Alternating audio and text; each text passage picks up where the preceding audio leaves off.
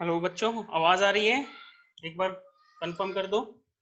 Screen clear नहीं आ रही। Screen अभी मैं इनलार्ज करूंगा।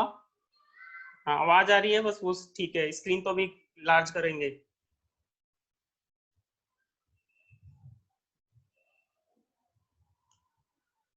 12 पार्टिसिपेंट आ गए हैं।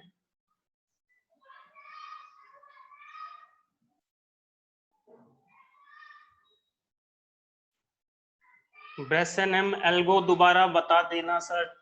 ठीक है, एक बार इसको कंप्लीट कर देते हैं, इन चीजों को, इसके चैप्टर को एक बार, फिर दोबारा से जो भी प्रॉब्लम होगी एल्गो में वो दोबारा समझा देंगे। ठीक है ना, एक बार, क्योंकि क्या है, थोड़ा सा तुम्हारा मिड टर्म का इश्यू है। मिड टर्म कभी भी डिक्लेयर हो सकते हैं, तो उसमें एटलीस्ट 2 यूनिट आएंगी। तो एक बार ये कंप्लीट कर देते हैं और फिर उसके बाद जो भी प्रॉब्लम होगी उसको दोबारा डिस्कस कर लेंगे। ठीक है। और बाकी मैंने एक गूगल क्लासरूम में, आप जिसने ज्वाइन नहीं किया वो गूगल क्लासरूम ज्वाइन कर लेना। वहां पर मैंने नोट्स डाले हुए हैं, उसको पढ़ के देखना और उसके बाद फिर डिस्कस करना।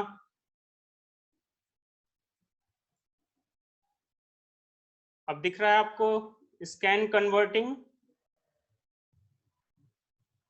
सर्कल। आज हम सर्कल पढ़ेंगे। पहले हमने डिस्कस किया था लाइन के बारे में। लाइन के 2-3 तरीके देखे कि किस तरह से हम लाइन को ड्रॉ कर सकते हैं, और इस बार हम देखेंगे कि किसी सर्कल को किस तरह से ड्रॉ कर सकते हैं, उसको किस तरह से नॉर्मल, जैसे लाइन में हमने किया था कि नॉर्मली लाइन की इक्वेशन ले लो और उसको एक्स और वाई कोऑर्डिनेट के साथ डिस्प्ले कर दो। सबसे सिंपल सॉल्यूशन तो यही है। ऐसे ही सर्कल में सर्कल की इक्वेशन लो और उसको एक्स और वाई कोऑर्डिनेट में ड्रॉ कर दो, बात खत्म। लेकिन बात खत्म होते ही प्रॉब्लम शुरू हो जाती है। प्रॉब्लम जैसे लाइन में हुई थी कि जो मल्टीप्लीकेशन हैं और डिविजन है वो पीछा नहीं छोड़ते, और उनके कारण क्या होता है कि अपनी एल्गोरिथम ज्यादा टाइम लेती है, टाइम कंज्यूमिंग बन जाती है, और वो चीज हमें चाहिए नहीं। तो फिर नहीं चाहिए तो फिर नई एल्गोरिथम डिजाइन करो। तो सिंपल अगर बात करें तो पहले सर्कल की इक्वेशन देखें, जो कि हमें 11th-12th में पढ़ाई गई थी। X square plus y square equals to r radius. ठीक है, ये चीज आप लोगों ने पहले की हुई है। फिर उसमें एक्स और सी कोई भी कोऑर्डिनेट्स हो सकते हैं। इस तरह की इक्वेशंस आपने देखी होगी। ठीक है ना, तो इसमें ज्यादा ना जाके हम आगे चलते हैं।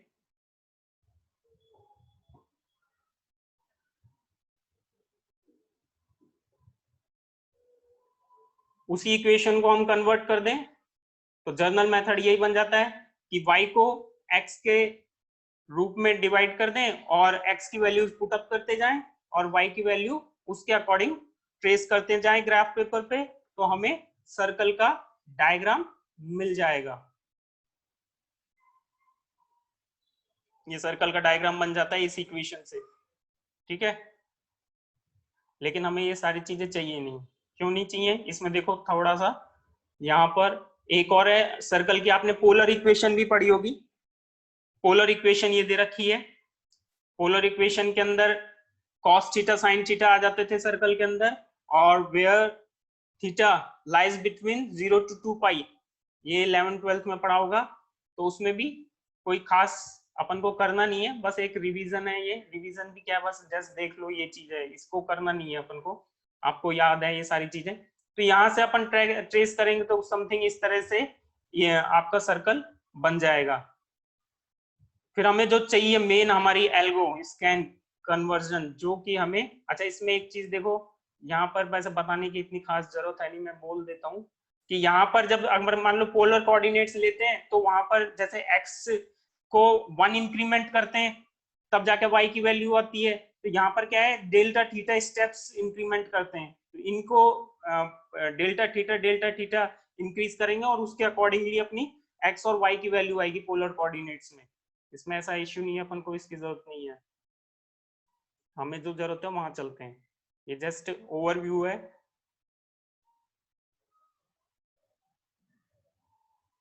देखो यहाँ आ जाओ, ये है अपना मेन झमेला। ये दिख रहा है सभी को?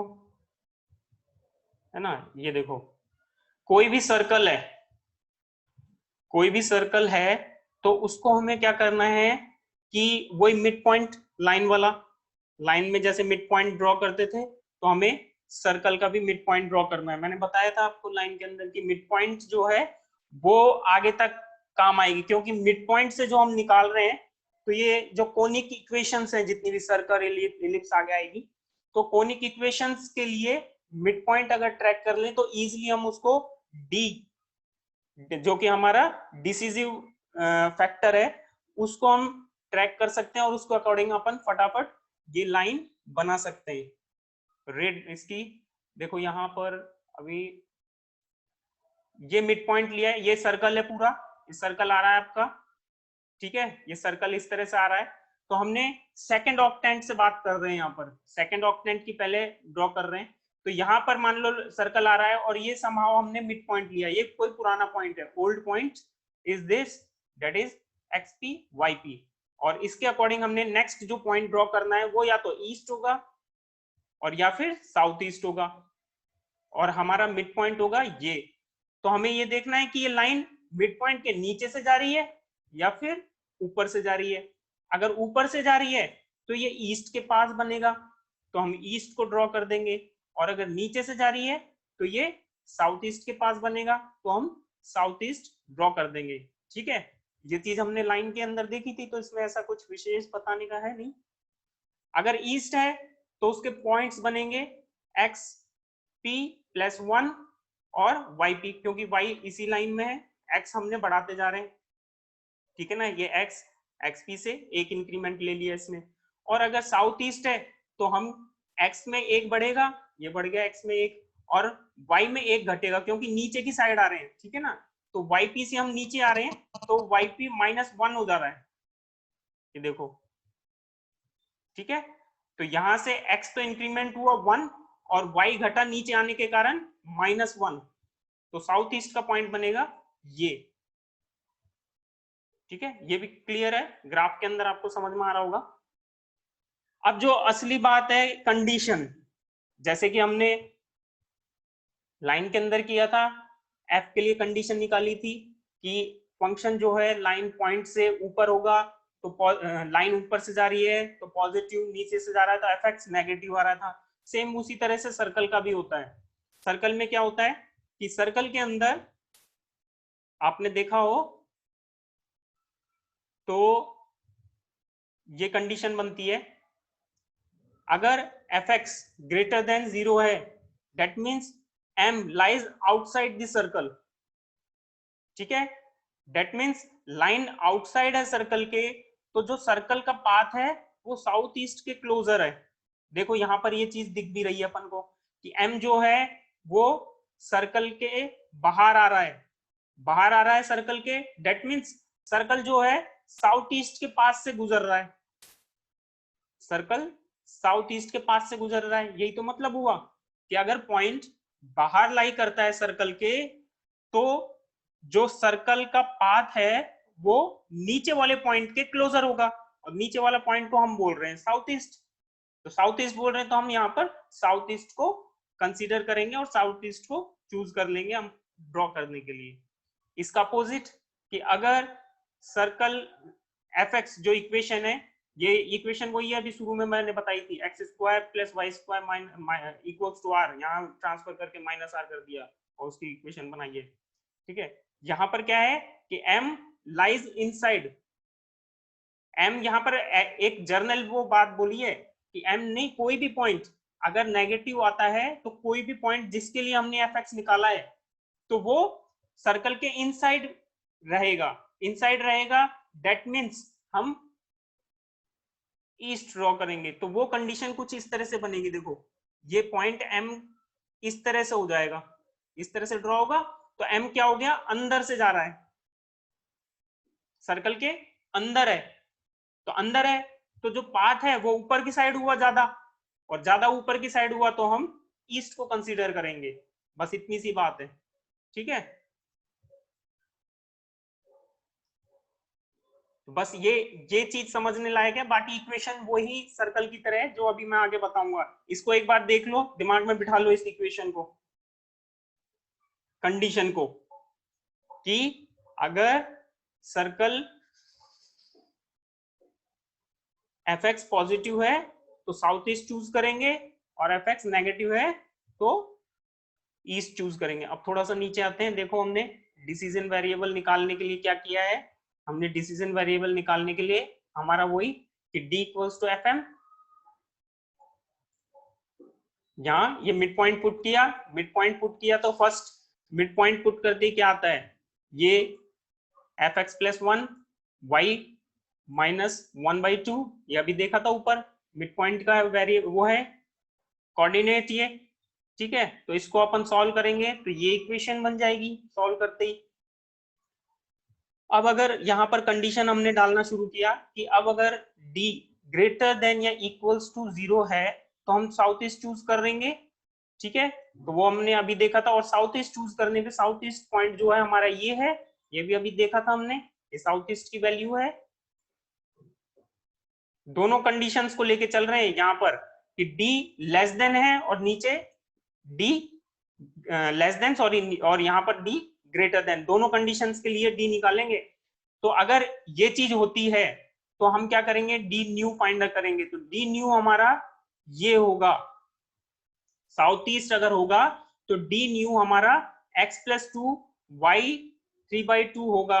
ये कैसे होगा, बहुत सिंपल है, यहाँ देखो कि अगर साउथ ईस्ट पुट करते हैं तो नेक्स्ट हमारा कहां पर बनेगा, ये बनेगा, नेक्स्ट पॉइंट यही तो बनेगा, और इसी की वैल्यू है वो कि x प्लस 2 हो गया, और यहां पर देखो इसी से निकल जाएगा x प्लस 2 हो गया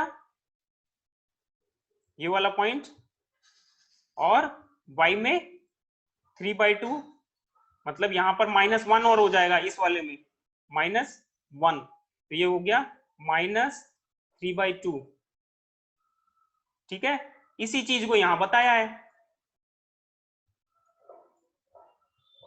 इसी चीज को यहां पर बोला है। ये नेक्स्ट डी न्यू ये वाला रहेगा, नेक्स्ट डी न्यू ये क्या रहेगा, x प्लस 2 yp माइनस 3/2, ठीक है।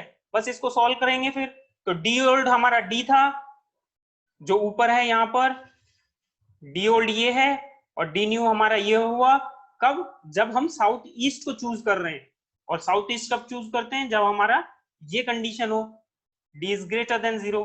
तो जैसे d ग्रेटर देन 0 होगा तो हम आगे बढ़ेंगे, डी न्यू डी ओल्ड करा हमने तो डेल्टा d साउथ ईस्ट, तो वो हमारा d new minus D old, उसको सॉल्व कर दिया तो ये इक्वेशन आ जाती है, ठीक है। कोऑर्डिनेट ज्योमेट्री है, थोड़ा सा कोई ज्यादा नहीं है, प्लस माइनस ही किया है, ठीक है। तो 2xp माइनस 2yp प्लस 5 ये इक्वेशन हमारी बन जाती है अगर d ग्रेटर देन 0 है। डेट मीन्स d अगर पॉजिटिव है तो डेल्टा d हमारा नेक्स्ट जो स्टेप हमें लेना है, सीडी जो हमें चढ़नी है, सीडी की जो डिस्टेंस है वो ये होगी, ठीक है। ये लाइन में भी आपको बताया था। फिर नेक्स्ट हम देखेंगे इसी में ही आगे फर्दर कि अगर d लेस देन 0 हुआ, डेट मीन्स नेगेटिव हुआ, तो क्या करेंगे, नेगेटिव हुआ तो आगे देखते हैं क्या करेंगे। तो हमारा डी न्यू जो है वो हो जाएगा xp plus 2 yp minus half. ये कहां से आ रहा है, ये वही कि ईस्ट अगर हमने लिया है तो यही तो है, यही चीज तो बोल रहा है वो कि अगर ईस्ट पॉइंट लिया तो हमारा नेक्स्ट पॉइंट xp प्लस 1 और yp बनेगा, और हमारा जो नेक्स्ट d बनेगा वो बनेगा xp प्लस 2 yp माइनस 2। ये देखो डायग्राम में कि अगर हम ईस्ट को चूज करते हैं तो हमारा नेक्स्ट मिड पॉइंट क्या बनेगा, एज इट इज यही बनेगा, यहां शिफ्ट हो जाएंगे बस। ये पुराना है मिड पॉइंट, नया मिड पॉइंट अगर ईस्ट को चूज कर लिया तो नया मिड पॉइंट हमारा ये बन जाएगा, ठीक है। ये वाली बात है।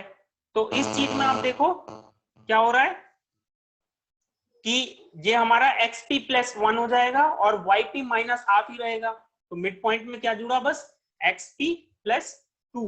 तो वही चीज हमने की है, मिड पॉइंट क्या किया, xp प्लस 2,